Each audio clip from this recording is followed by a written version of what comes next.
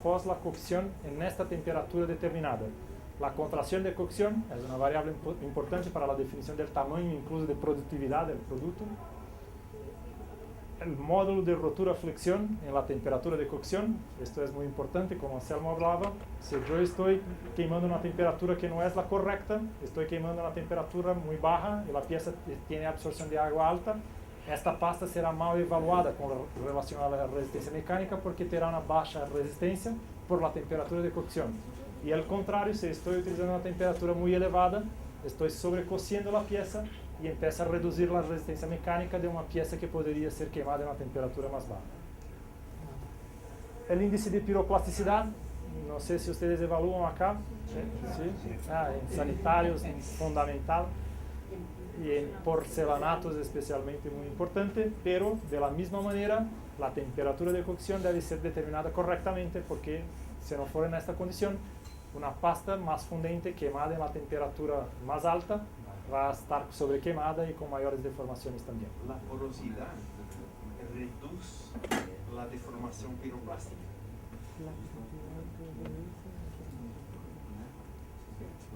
Y también el coeficiente de expansión térmica, que Ángela me alertó en el otro caso, que no estaba contemplado, acá está, porque tiene muchas relaciones con las curvaturas de las piezas e incluso con la resistencia al choque térmico de las baldosas o las piezas en el enfriamiento del horno. En algunos casos, nosotros visitamos la planta de monoporolos acá y nos dijeron que el color de cocción no es importante, el color rojo no es importante para el mercado de ustedes. Pero les digo que en muchos otros países del mundo este es un factor de mercado muy importante. Productos rojos no tienen mercado y los blancos son más sobrevalorizados. Y entonces poder hacer mediciones con colorímetro y determinar las coordenadas cromáticas como parámetros de interés y eventualmente seleccionar una de ellas para no trabajar con las tres. Si el L es lo más importante, puede trabajar solamente con el grado de blancura. O si no quiere el grado de rojo, puede trabajar solamente con el parámetro A. A partir de entonces, vamos ao Minitab. Y esto es una cosa muy sencilla de se hacer. Tenemos la posibilidad de simplemente introducir las informaciones como si fuera una planilla electrónica, todos los parámetros, determinamos los nombres que gustaríamos de llamarlos, los códigos o el nombre completo, no hay limitaciones, y vamos a presentar acá los resultados numéricos de cada una de las pruebas en el experimento. Entonces, en este caso de la pasta de porcelanato, yo creo que fueron alrededor de 10 pruebas. Tenemos que simplemente transcribir los resultados para esta planilla y tenerla completamente llenada. Y a partir de entonces vamos a empezar a ajustar los modelos, a analizar los datos. Volviendo a lo que dissemos ayer, la primera cosa que tienen que tener en mente, no se puede olvidar, esto es muy importante, es que en la definición del diseño, ustedes escolheram determinados diseños que nos permiten hacer modelizaciones de determinados polinomios y otros no. Por ejemplo, ¿se acuerdan? En los casos más tradicionales del simplex reticular, en grado 1, solamente poderíamos buscar respostas a través de modelos lineares, porque estos puntos experimentales no nos permiten hacer otras evaluaciones. Y por veces, en el software sería posible intentar hacer esto, pero el software te da una respuesta, pero no es válida. Usted no debería acreditar. Va a intentar hacer una serie de evaluaciones que no sería permitida por el modelo. Polinomio de grado 1 con puntos adicionales, como hablamos ayer, 7 experimentos, pero ahora ya podemos ajustar modelos cuadráticos. En este otro caso, hasta modelos cúbicos, que es grado 2 con puntos adicionales. Y en los casos que nosotros estamos trabajando, que recomendamos a ustedes como punto de partida, que es el stream vértices, con grado 1 y solamente punto central, solamente podemos ir hasta los modelos cuadráticos. Para incorporar modelos cúbicos, deberíamos tener otros puntos en este sistema o tener la presencia de grados 2. Y entonces esta es una cosa fundamental para hacer la análisis de los resultados después. Y si no tiene buenos resultados en la interpretación de los resultados, tal vez deba considerar que debe empezar del principio de nuevo, haciendo un diseño que sea más complejo do que del primero que se fue realizado. Una sugerencia, por ejemplo, que se pasa, no es común. Yo, como dije a ustedes, normalmente tengo buenos resultados solamente con el punto central, pero por veces incrementamos el design con estos puntos axiales y como son mezclas en el interior del polígono, pueden te ayudar bastante a obtener más resultados fiables en la modelización. Pero para esto, en este caso, estaríamos incrementando en 3 componentes apenas, más 4 experimentos en el sistema original. Por eso continúo con mi sugerencia, pero entiendan que es una sugerencia. Por partida, extreme vértices, grado 1, solamente con punto central, sin puntos axiales y con 3 réplicas del punto central. Es lo que nosotros trabajamos y es un punto de partida. Para los sistemas de ustedes, tal vez otras maneras pueden funcionar mejor. Si uno, haciendo el sencillo, pues, que permite análisis de modelos lineales, y encuentra que la población no buena, le está sugiriendo es que efectivamente necesita más implementación, necesita más puntos en el modelo. Me perdí en el español. Okay. Disculpa. Si yo escojo el simple Black Tees, 3 componentes, grado 1, Sí. al que no pueda acceder, son 3 experimentos y el modelo es lineal. Sí. Pero yo encuentro que la respuesta que me da el computador es que el R cuadrado es muy bajo. Sí. Lo que quiere decir es que eso es mucho más complejo de lo que yo creo y tengo que hacer. Exactamente, exactamente. Pero empezar por creación de diseños para ajustar solamente lineares, usted podría hacer esto por aditividad. Entonces yo pienso que el ideal es empezar por un diseño que te permita modelos cuadráticos. En algunas situaciones nosotros vamos a decir esto, para algunas respuestas el modelo lineal se cumplirá bien y usted trabajará con un modelo lineal en esta respuesta. Pero en otras el modelo cuadrático será mejor y usted ya estará disponible la incorporación de un modelo cuadrático para este diseño. Rápidamente, yo creo que no es nuestro objetivo entrar en los detalles matemáticos de esto, estamos más interesados en sus aplicaciones, pero para que se quede claro, para que no tiene este concepto, yo creo que la mayor parte de las personas que están acá ya tienen estos conceptos. ¿Qué son entonces? Estamos todo el tiempo hablando de modelos lineares, modelos cuadráticos, modelos cúbicos. ¿Qué es esto que cambia con esto?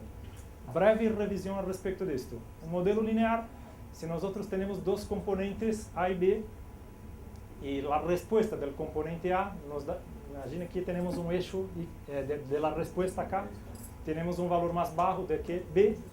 La idea es que las mezclas intermediarias entre A y B sean definidas por una recta. Las respuestas de las mezclas intermediarias sean definidas por una recta. Matemáticamente, el modelo lineal sería escrito por esta ecuación en términos generales para Q componentes, Q componentes, que es básicamente un coeficiente multiplicado por la proporción de que el componente se encuentra en la mezcla y la sumatoria de todos los componentes presentes. Haciendo el crecimiento del modelo para 3 componentes, teríamos algo como esta ecuación que está acá representada. Este sería el caso más simple, que sería la aditividad que hablamos ayer. Pero en algunos casos las respuestas no son modeladas por modelos lineares y tenemos que incorporar modelos cuadráticos. Gráficamente serían 2 posibilidades, que serían los modelos cuadráticos en que las mezclas de los componentes nos dan comportamientos antagónicos, en este otro caso en que nos dan comportamientos sinérgicos. En este caso, las mezclas tienen propiedades inferiores a los valores previstos por el sistema lineal. En este caso, las mezclas poseen propiedades con resultados superiores a aquellos previstos por el modelo lineal, que sería una recta que estaría acá representada. Del punto de vista matemático, ahora la ecuación empieza a se quedar un poco más compleja. Además del primer término de sumatoria que nosotros teníamos, ahora empezamos a tener los términos que yo no sé si ustedes hablan así, términos truncados, cuando hacemos truncamientos. ¿Está correcto? ¿Me comprenden? Combinados, en que nosotros tenemos ahora un nuevo coeficiente y la multiplicación del contenido de un componente por otro contenido de otro componente. Haciendo la expansión para 3 componentes, tenemos una ecuación muy mayor do que la anterior, además de los términos del polinomio lineal. Ahora nosotros tenemos de esta parte. Y ahora esto es importante para nosotros porque en la evaluación de los resultados podremos concluir las mezclas que son sinérgicas y que son antagónicas. Entonces, si yo tengo un coeficiente beta 1, 2 negativo, me significa que las mezclas son antagónicas. Y si el coeficiente es positivo, significa que las mezclas producen resultados sinérgicos. Y puedo hacer esto individualmente para las mezclas de 1 con 2, 1 con 3 y 2 con 3, y extender esto para Q componentes. Ahí faltarían 3 componentes, el beta 1, 1 para el primer componente al cuadrado, el beta 2, 2 y el beta esto sería a partir de ahora para los cúbicos. ¿Esto que está hablando? No, que es cuadrático. No, por No. cuadrático. O sea, en el caso de que... Por esta interacción que tengo, yo considero este modelo como cuadrático. No, interacciones del mismo con el mismo, pero o sea, no es una interacción, sino que cuando... Sí, por definición. No, en algunos fenómenos donde sea dependiendo de que una variable de respuesta crezca al cuadrado con la constante de los componentes y no con el otro. Sí, pero esto estaría previsto por el sistema lineal acá. En este caso, solamente con las mezclas que tendría con la combinación de los dos.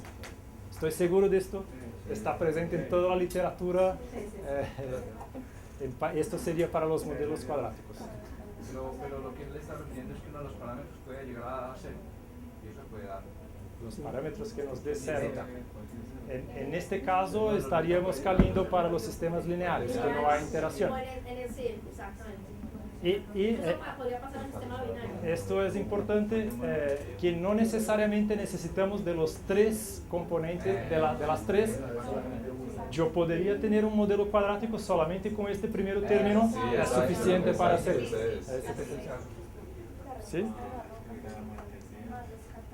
Y el modelo cúbico, que sería el tercer caso, que para ajustarlos necesitaríamos de modelos un poco más complejos do que la recomendación que yo hago, en que ahora tenemos un tercer componente en que mezclamos las interacciones de los 3 componentes. Y gráficamente eso nos representaría mezclas que farían este comportamiento. Mira, tenemos el componente A que individualmente tiene este resultado, esta respuesta, y el componente B que tiene esta otra respuesta. Para determinados contenidos tiene comportamiento sinérgico, y a partir de determinados componentes tenemos comportamientos antagónicos. Esto podría nos ayudar en algunos casos extremos, pero por mi conocimiento, no diría esto con toda certeza, pero pienso que en general para los casos de las cerámicas es difícil que esto pase.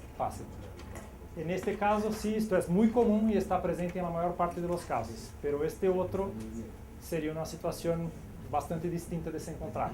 Tendría que hacer una saturación de un determinado componente en otro y después al revés para después terminar el otro resultado. Del punto de vista matemático, las ecuaciones se cambian mucho y se puede incluso, acá hay una distinción entre cúbico especial, cúbico completo, que son refinamientos más especiales que no nos estamos tan interesados.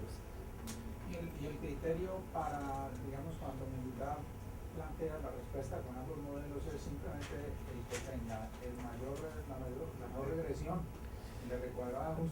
Dos cosas, básicamente. Vamos a hablar en la secuencia, pero primero que tengamos el mayor R cuadrado, para que tenga la mayor ajuste de la ecuación a los dados experimentales. Y la segunda, el p-value, como está orientando con términos estadísticos muy bien, que sean dados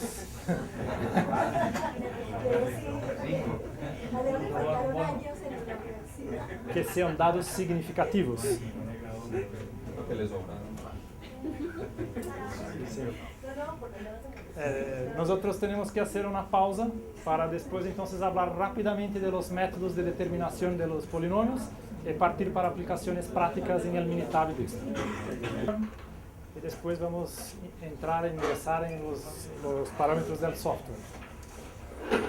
¿Cómo ajustar entonces un modelo matemático a partir de un conjunto de dados experimentales?